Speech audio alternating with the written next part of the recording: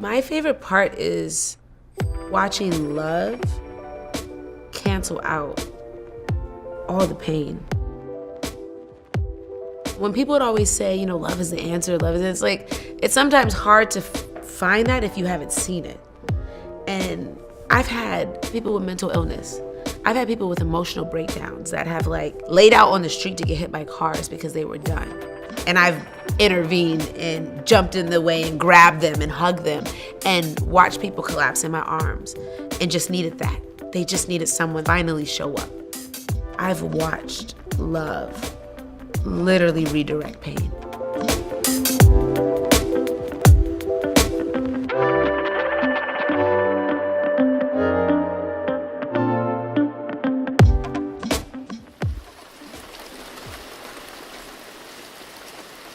The first time I'd seen Skid Row, I was thrown off.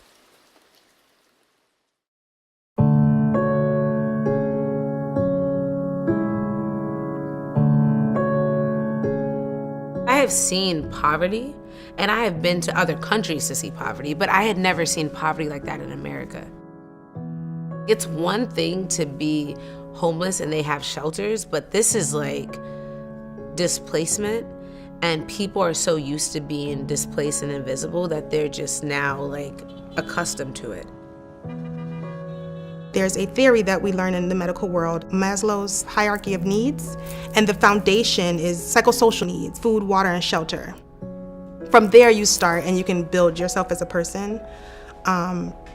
So it makes me really think about the homeless population because they don't have that foundational sense. So how can we build wellness on something that's, a foundation that's broken?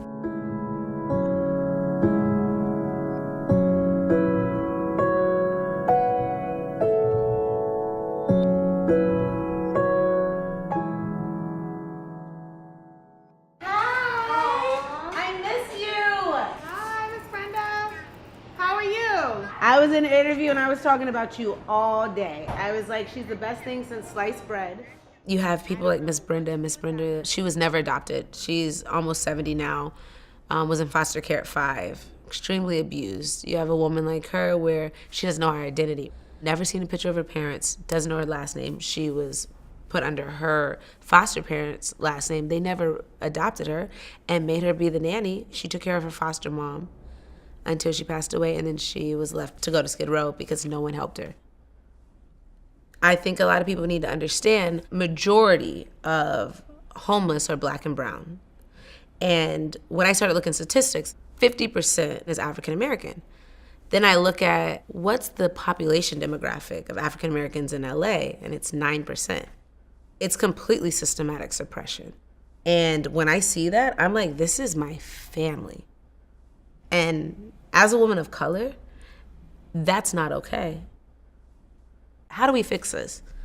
And how do I do my part? And how do I create blueprints for others to do their part too?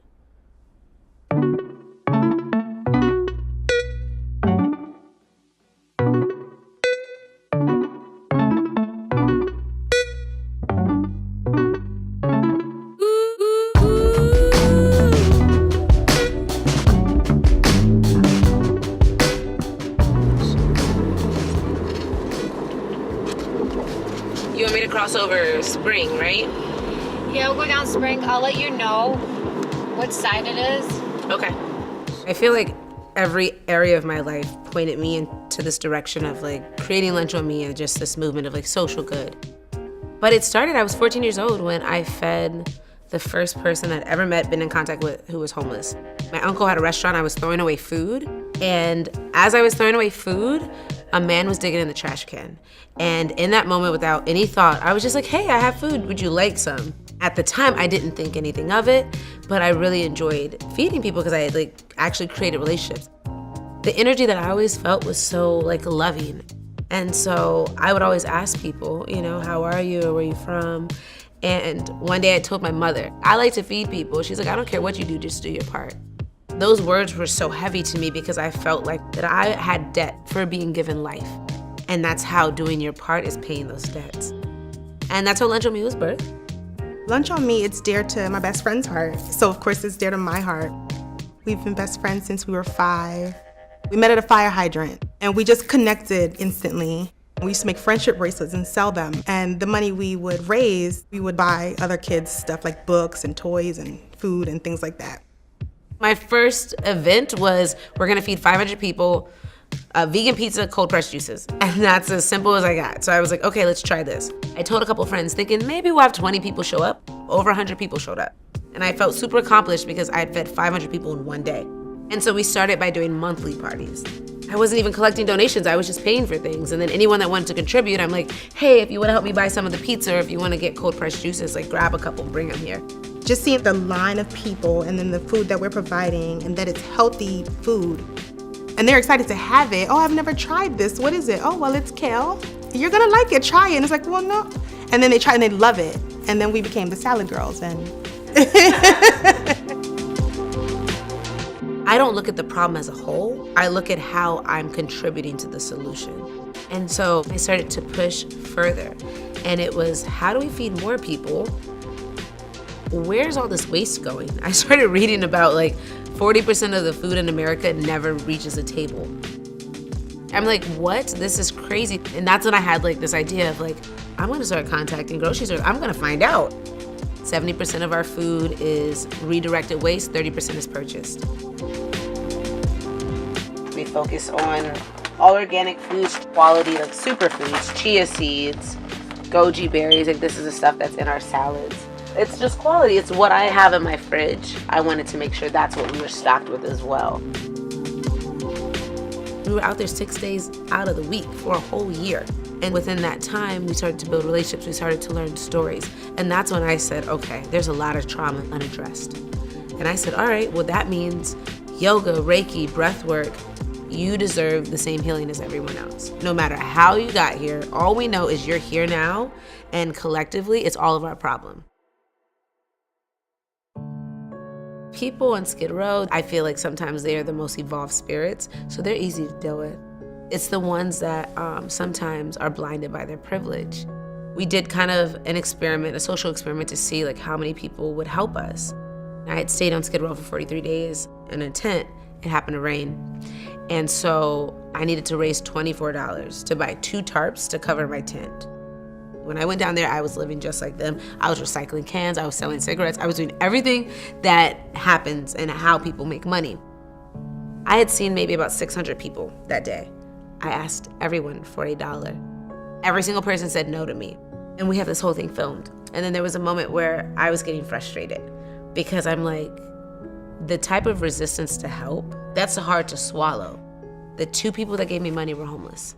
He's an older man, he was walking away. And then one of our cameramen ran to him and asked him, why did you give that to her? He's like, because I've been there so many times.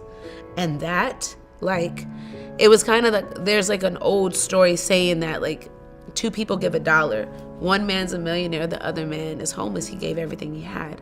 Those dollars are very different. And so like that to me is like, you won't give me something you will lose in your laundry, but this man will give me everything he has and not think anything of it. And that like, that shook me. That shook me in a way because I just realized like as a society, we have to do better.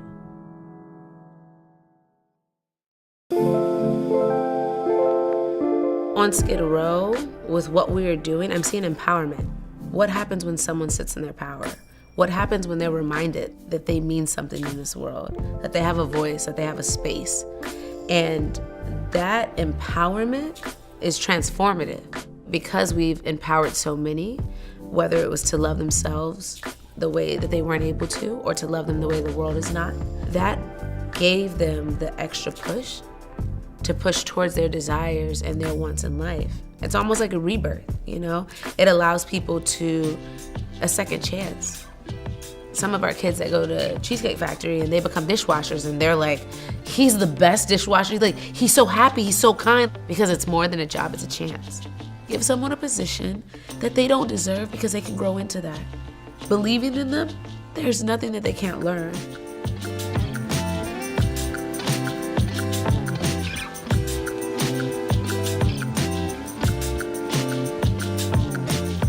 Well, LaRayia gave me some positive tools as far as being responsible, actually getting a job, going to work, being just reliable for my life today. I believe that she was able to give me that spiritual guidance that I needed at that time in my life to go forward. And that's what Love Without Reason do, is help the people to really get outside of themselves to see something different in their life.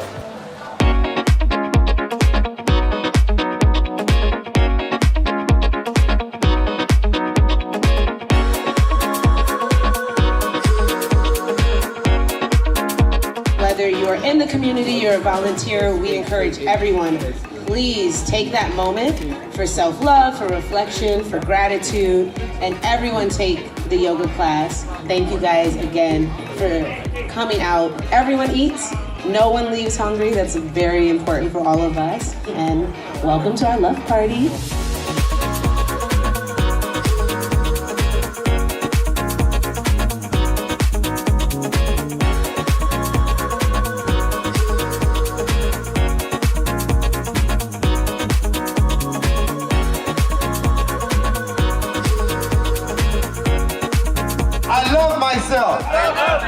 I love you. Louder. I love you. I am divine. You are divine. We are divine. Everybody needs help sometime. You know what I'm saying? Even the people on Skid Row. Love without reason. Woo!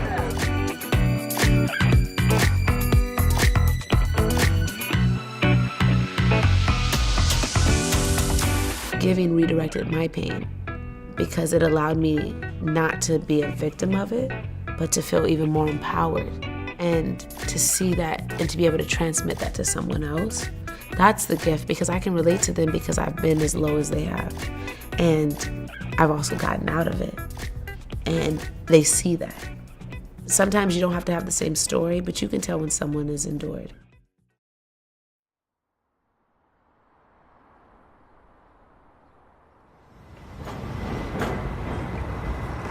What we gonna do? Love. How we gonna do it? Without reason. Lion. Let it on me. A lot of people are afraid to go to Skid Row. A lot of people are afraid to interact with people who are displaced and homeless. And so I felt people needed to see the thing that I see, because through my eyes, like what I'm able to witness in life is such a gift that I wanted to share that with people. It's not people on Skid Row that we have to change, it's society. They have to redirect and evolve their thinking. And that comes with education, because there's so much ignorance laid around in the subjects of homelessness, because no one interacts with people who are homeless, so no one understands it. Lunch on Me is definitely one of the answers. Bringing that community together and making them know that they're not forgotten, they are loved without reason, and they have family. They have somewhere they can go and get a meal and get a conversation and some therapy and some wellness and some holistic healing all in one.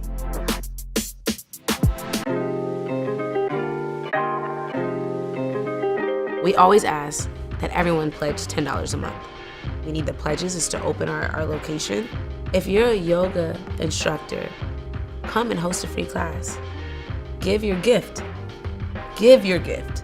I think that we all should be giving our time, our money, our talents, and food. People deserve our time.